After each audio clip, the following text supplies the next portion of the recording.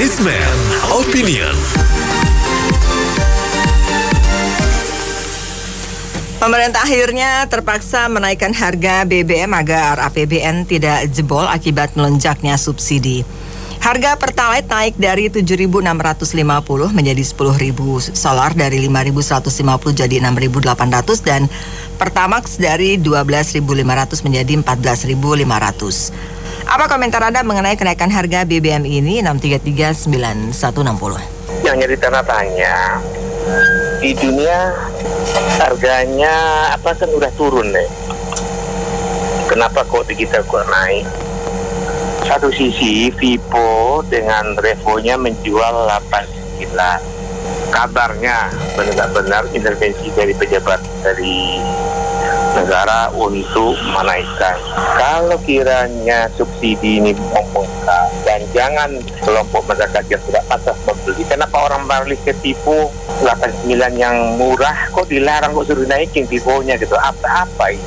Pertanyaannya ada apa gitu loh? Pemiskin rakyat bagaimana gitu? Terima kasih. Ingat banget saya ini waktu zaman PSB menjabat presiden nih, bahkan kan si politisinya ada yang PSBY tega banget kamu naikin BBM harganya, padahal cuma naik 50 perak loh. Sekarang eranya dia jadi penguasa, merem tuh, menutup mata. Jadi parah ini, rezim paling parah. Semau-maunya naikin BBM tuh enggak. Ya memang nggak ada pilihan, cuman dikaji lagi. Cuman aneh aja nih. Ya susah juga Pak Jokowi, soalnya Pak Jokowi itu teman petugas partai, hanya petugas partai. Terima kasih. Ya memang ini dilematis ya. Kita pemerintah nggak naikkan, APBN-nya bisa jebol. Kalau dinaikkan ya ditanggung oleh rakyat semua. Ini kenaikannya lumayan besar, dari Pertalite kira-kira 30%. Ya sudah saatnya kita semua harus, yang khususnya menengah ke bawah, harus kencangkan ikat pinggang, pakai uang lebih bijak, gaya hidup lebih bijak juga. Nah, cuman kita juga sebagai rakyat nih mendesak pemerintah, ya khususnya pemerintah dan atau eksekutif, yudikatif, supaya mereka ini benar-benar memberantas korupsi yang kebanyakan dilakukan oleh pejabat pemerintah. Dan itu pun menurut saya jumlahnya nggak kecil, mungkin bisa 20%, 30% dari APBN. Jadi pemerintah harus koreksi diri juga. Jangan rakyat yang semua menanggung beban ini, tapi mereka yang pejabat-pejabat tingginya nih banyak yang korup, melakukan kerugian negara ini, tapi hukumannya ringan, tidak membuat efek jerah, ya, tidak ada rasa kapoknya, tidak ada rasa malunya. Itu yang membuat kita rakyat menjadi sedih ya. Akhirnya jadi kasihan kita semua rakyat nih. Jadi pemerintah tolong perhatikan itu, dan pelayanannya pun harus bagus orang-orang pemerintah ini, khususnya ya pejabat-pejabat publik, supaya ada timbal balik gitu loh. Jalan-jalan jangan ada yang lobang-lobang lagi dan sebagainya. Terima kasih. Tolong diperhatiin Menteri Sosial, PT-nya selalu tidak tepat sasaran. Contoh, FT punya anak 4, semua bekerja, semua punya kontrakan. Mereka semua dapat. Giliran saya dan teman saya yang benar-benar harusnya dapat, tidak dapat. Itu bolak-balik terjadi. Pernah komplain ya ke kantor kelurahan, kenapa bisa di data saya ada harusnya dapat tapi tidak dapat, kenapa bisa begitu Pak? Dibilang saya tidak tahu. Itu apa namanya? Mendingan BLT ditiadakan lah. Listrik lah yang mulai dari 450 sampai 1.200 semua di free untuk berapa bulan. Itu pasti tidak ada kebocoran. Yang mendapatkan BLT itu adalah rekan-rekannya RT RW, saudara-saudara yang orang yang punya kedekatan. Itu tolong deh mendingan mati bareng-bareng. Iya, kebijakan menaikkan harga BBM di tanggal 2 bulan September 20 tahun 2022 oleh pemerintahan saat ini, itu di saat harga minyak mentah dunia itu sedang turun ya, yang tadinya 98 US dollar per barel turun menjadi 95 US dollar per barel sampai 89 US dollar per barel. Dan ini kontradiksi ya. Seharusnya kan kalau harga minyak mentah dunia turun, maka harusnya menurunkan harga BBM yang sudah matang itu, bukan malah menaikkan harga BBM. Karena menaikkan harga BBM, maka harga barang-barang dan jasa, beberapa barang, tidak semua ya, dan jasa, terutama transportasi dan lainnya itu pada naik, termasuk beberapa sembako. Dan ini bisa mengakibatkan inflasi yang tinggi dan mengakibatkan juga kalau rakyat sudah terlanjur membeli barang beberapa itu mahal dan jasa, akibatnya daya beli masyarakat jadi turun, kemungkinan seperti itu, dan akan menambah beban ekonomi rakyat menjadi semakin sulit. Kita soalnya mayoritas rakyat menengah ke bawah, kemungkinan seperti itu. Terima kasih. Assalamualaikum warahmatullahi wabarakatuh. Saya pikir beginilah, saya termasuk salah satu yang tidak terlalu lebay dengan subsidi-subsidi ini. Sebetulnya kita punya minyak kita, emang skemanya sudah diatur sejak dari zaman perpindahan perebutan kekuasaan dari Orde Lama ke Orde Baru. Jadi pada waktu itu memang sudah disetting sehingga kita punya secara minyak dan BBM dan gas bumi kita tidak bisa mandiri karena kita tergantung oleh multinational international company. Jadi sebetulnya kalau kita bicara sekarang Indonesia sampai saat ini itu kita tidak punya refinery yang cukup untuk mencukupi kebutuhan dalam negeri, sehingga akibatnya adalah kita harus mengimport minyak yang kita ekspor ke Singapura, ditampung kemudian diolah di refinery di Singapura. Singapura punya refinery sebanyak 1,4 juta barrel kalau tidak salah. Jadi Singapura negara kecil, mereka persiapkan refinery, mereka import BBM itu dari Indonesia, setelah di sana kemudian dikembalikan lagi ke Indonesia. Jadi ini adalah permainan mafia minyak dan gas bumi negara kita, dan itu sudah berlangsung puluhan tahun, dan ini melibatkan uang ratusan triliun. Sehingga hal ini akan terus dijaga supaya kondisi ini akan terus-menerus terjadi seperti ini sampai kita punya pemimpin yang bisa istilahnya karena kan kita bilang kalau mafia ini sudah berjemaah lah ya, jadi sulit kalau memang untuk di ini. Jadi itu adalah keanehan negara kita. Jadi negara kita sebesar ini, Indonesia sampai saat ini tidak mampu untuk membangun refinery yang cukup untuk mencukupi kebutuhan dalam negeri. Cuma pemerintah memang kebiasaan begitu, nggak mungkin pemerintah menjebloskan rakyat. Kita ikutin aja. Kita himbau, banyak keluhan.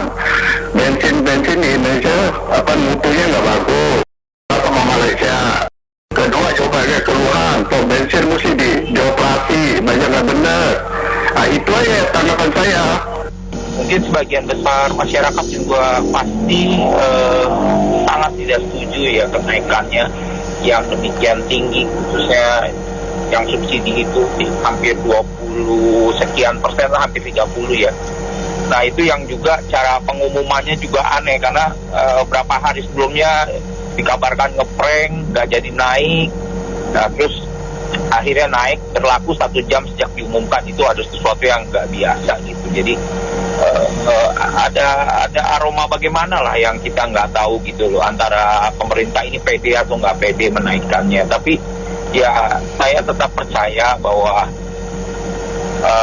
para pengambil keputusan ini sudah berpikir berapa kali ya. Yang ditakutkan sih sebetulnya bukan hanya APBN jebol aja, tapi stabilitas politik itu yang lebih penting. Saya kira itu. Terima kasih.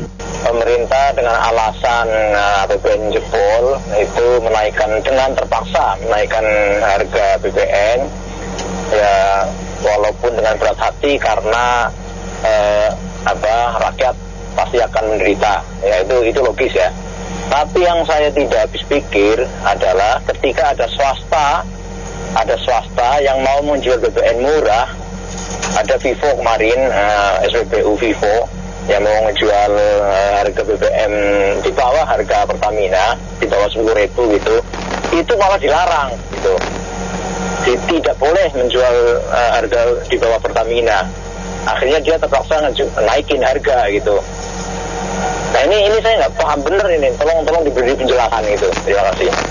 Saya sebagai pribadi memang berperan keberatan kalau BBM itu naik, BBM subsidi ya. Akan tetapi sebagai warga negara Indonesia yang berusaha menjadi warga yang baik, saya tidak keberatan subsidi dengan kenaikan harga BBM. Karena apa? Itu problem subsidi BBM itu sudah terjadi sejak lama. Karena apa? BBM subsidi uangnya dibakar. Sudah naik pun yang menteri kemasukan di mana-mana.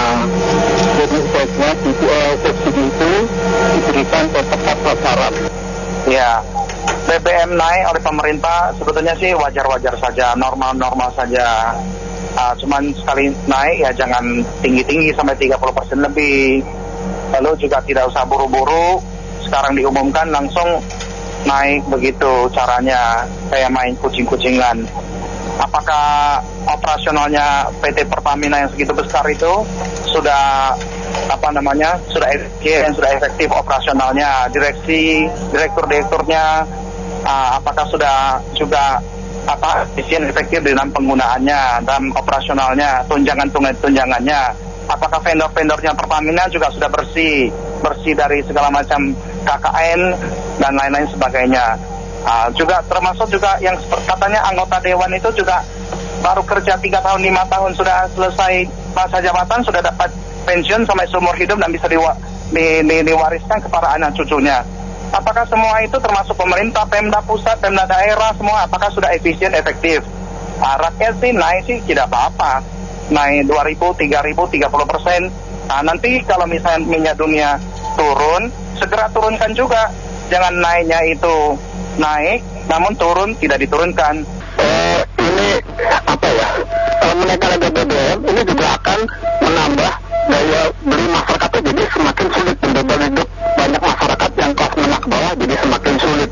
Kalau mungkin tahun depan, mungkin kemungkinan saya setuju saja. Jadi saya pikir pemerintah perlu memberitahukan kepada rakyatnya mengenai APBN, di mana harga minyak kita di APBN itu cuma $60. Sekarang $90 lebih. Artinya secara APBN itu kita rugi. Sehingga kenapa itu harus subsidi itu harus dikurangi. Ini yang harus dijelaskan. Kita banyak rakyat yang tidak mengerti ini. Di mana satu negara mempunyai tata perhitungan keuangan yang sudah dihitung dari awalnya waktu APBN itu. Makanya ini perlu penjelasan kepada rakyat semuanya. Itu dari saya, sekian. Nah itu yang Taiwan juga diadu domba. Jadi yang ada yang nggak bisa jualan yang lain ya udah jual senjata aja. Jadi menurut saya sih ya Indonesia gimana ya secara politiknya gimana dong biar usulin gitu loh, jangan ada perang lagi ini semuanya kena gitu. Oke, makasih. BBM dinaikkan udah betul lah supaya nggak jebol itunya, tapi subsidinya bisa nggak diganti misalnya kendaraan dengan nilai tersebut di bawah 150 juta bebas pajak kendaraan bermotor, jadi subsidinya lebih tepat gitu. Kemudian kendaraan umum itu disubsidi biaya kirnya, jadi biaya kirnya sama pemerintah sebagai pengganti subsidi. Jadi itu untuk mengurangi dampak kenaikan BBM kali ya, dan supaya subsidinya tepat waktu lah, tepat guna sesuai sasaran yang diinginkan. Komen ya itu kan tadi pernyataannya dibilang APBN akan jebol. Harusnya sebelum jebol itu kan pasti ada mungkin kalau bangunan itu ada merembes, ada tetesan gitu ya. Jadi kenaikan ini memang pada dasarnya ya mungkin memang suatu keharusan, tapi keharusannya harusnya nggak sebesar itu langsung tiba-tibanya. Mungkin kan bisa seharusnya kalau sebelum jebol itu mungkin kenaikannya hanya Rp700 kah atau Rp500, tapi mungkin per bulan, per 2 bulan. Jangan tiba-tiba begini, ya pasti sangat mengganggu banget gitu loh. Jangan langsung besar banget kayak gini gitu. Jadi kalau dibilang jebol ya memang tanggung jawab semua ya, tanggung jawab rakyat. Tapi ini pembantunya presidennya harusnya waktu ngelihat masih rembes-rembesan itu harusnya sudah mulai kasih sinyal-sinyal lah kepada pemerintah, kepada presiden supaya jangan langsung pas jebol baru harus ditutup. Tanggungnya ke jebol ya susah lah. Harusnya waktu masih merembes udah dikerjain gitu. Terima kasih dari saya. Ya, menurut saya sih ini satu keniscayaan yang memang naik, cuma besaran naik kan masih debatable, tapi udah diputusin. Menurut saya yang jauh lebih penting itu satu, pemerintah sudah siap belum ke depan, kan nggak mungkin terus-terusan begini. Bagaimana dengan program B40, B100 yang kayak seperti itu, mobil listrik. Terus yang kedua bansosnya juga, apakah itu benar tepat sasaran? Karena saya nggak yakin datanya pemerintah itu bagus gitu.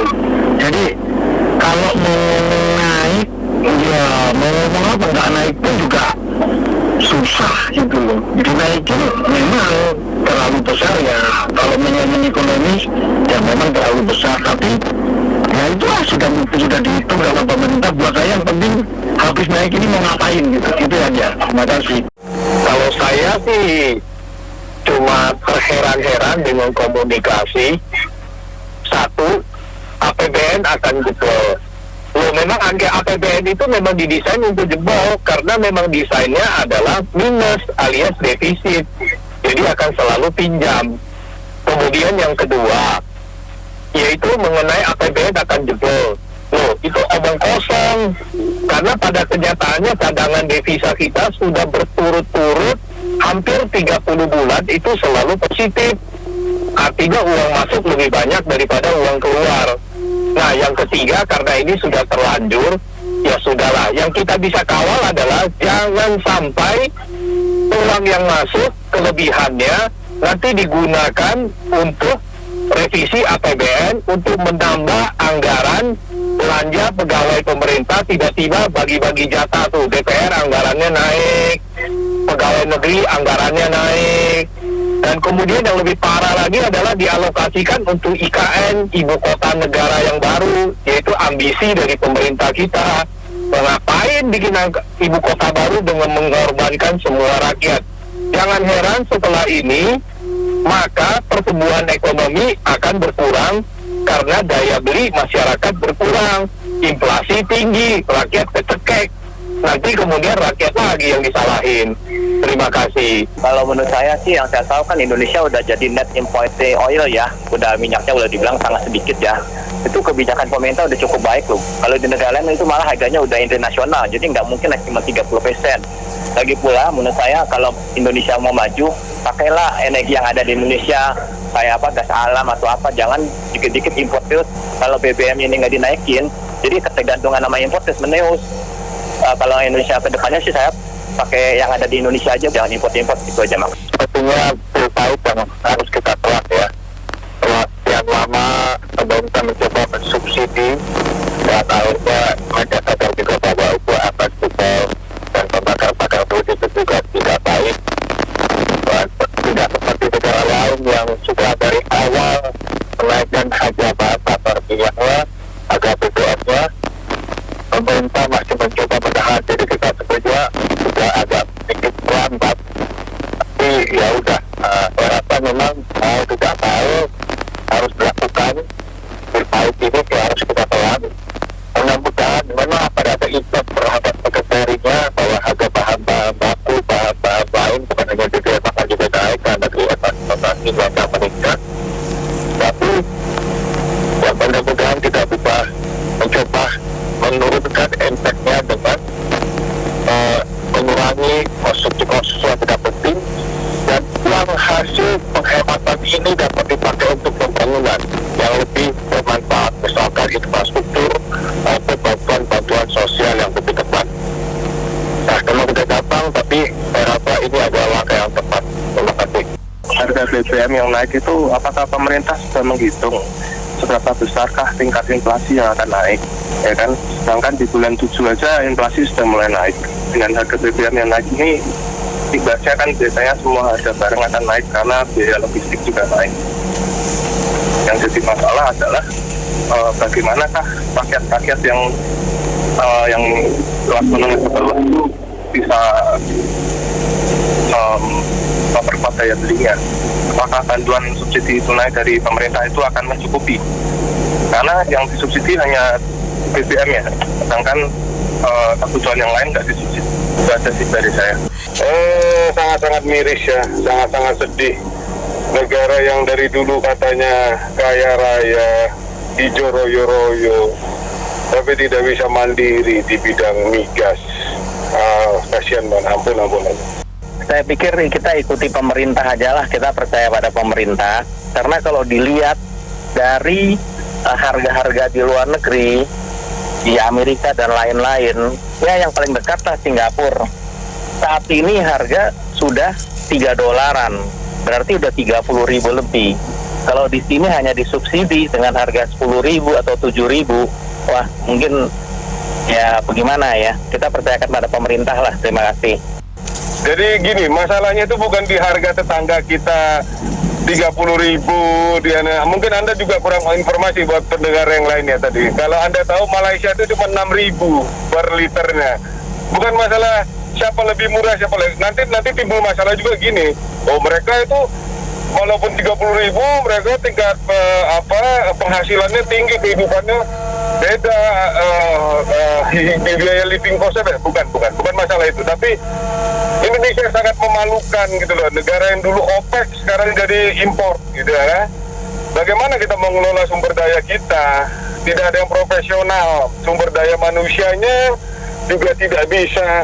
Dari segi remunerasi aja kita lihat perusahaan asing itu jauh lebih memberikan remunerasi insentif ke sumber daya manusia yang lebih manusiawi daripada gaji Pertamina atau PLN.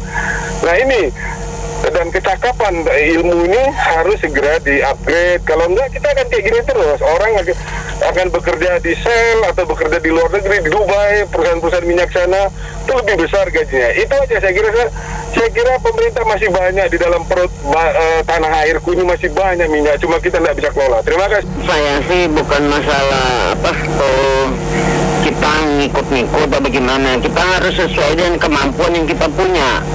Karena masalah sumber daya kita, masalah benar tadi Bapak bilang itu masalah kita dulu bisa jadi anggota OPEC, bisa ekspor dan lain-lain. Terus kita sumber daya kita sendiri tidak mampu untuk mengelola itu. Contohnya kita ekspor bahan tambang kita tidak mampu ekspor bahan jadi karena memang kita tidak mampu. Dan dari hal itu kita sesuaikan dengan apa yang kita punya. Nah, kalau memang pemerintah sudah mengambil keputusan untuk itu yang terbaik, ya kita melihat realita lah. Kita mengaku dengan kondisi yang seperti itu, bukan berarti kita siapa salah siapa yang benar ya.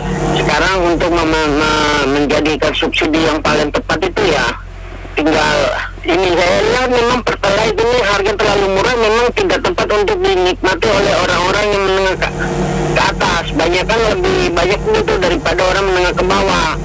Ya, orang punya mobil sekali isi 300.000 hanya Pertalite, sementara yang punya motor ngisi paling 20.000 di Pertalite juga. Mana yang lebih manfaat besar untuk pakaian subsidi begitu?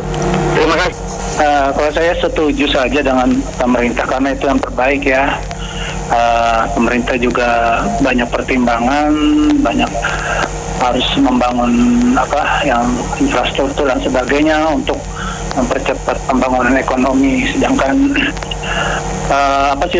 subsidi kan lebih baik itu langsung ke sasarannya, ya udah bagus ya. Jadi ke masyarakat yang langsung dikasih bantuan yang berupa BLT itu. Jadi kalau untuk BBM saya pikirkan kalau kendaraan ya dinaikinnya sedikit wajar lah, karena juga yang menikmati BBM ini kan orang-orang yang punya kendaraan yang istilahnya bisa dibilang cukup mampu. Jadi nggak make sense lah kalau misalnya dikasih maksud saya lebih baik langsung subsidi langsung ke masyarakat. Jadi sudah tepat yang dilakukan pemerintah untuk mengendalikan inflasi. Seperti itu aja. Terima kasih. Terima kasih banyak karena mitra bisnis yang sudah beropini untuk Businessman Opinion. Saya Nina Amelia.